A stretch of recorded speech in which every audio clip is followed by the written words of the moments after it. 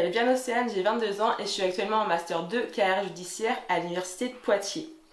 L'environnement est l'une des préoccupations principales des jeunes de moins de 30 ans et début avril, le GIEC a rendu un rapport donnant à l'humanité plus que 3 ans pour inverser la courbe d'émissions de gaz à effet de serre.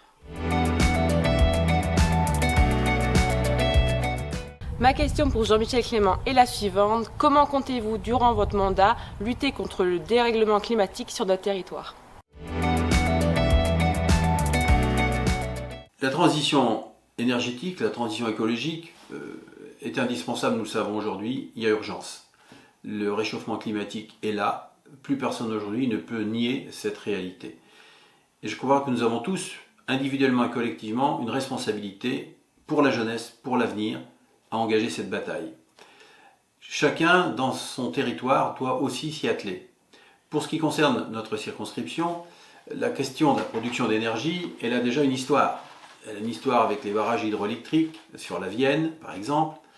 Elle a aussi une histoire plus récente avec la production photovoltaïque, avec la production éolienne controversée, on en a déjà dit et parlé, et puis la méthanisation aussi. Et nous avons en plus sur notre territoire la centrale nucléaire de Civaux. Donc nous avons tout le spectre qui est devant nous.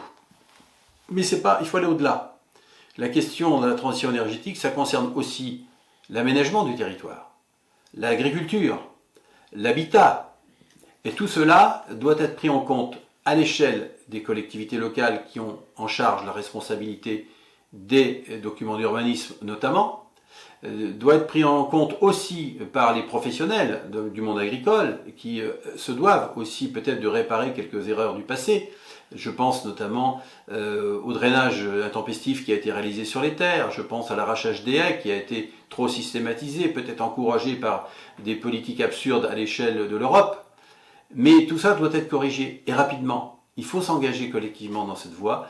Je pense que chacun portant sa pierre à un édifice qu'il convient de rebâtir et de reconstruire, sans opposer les uns et les autres, mais tout en ayant conscience qu'on a un destin commun, et ce destin commun, il faut tous y participer.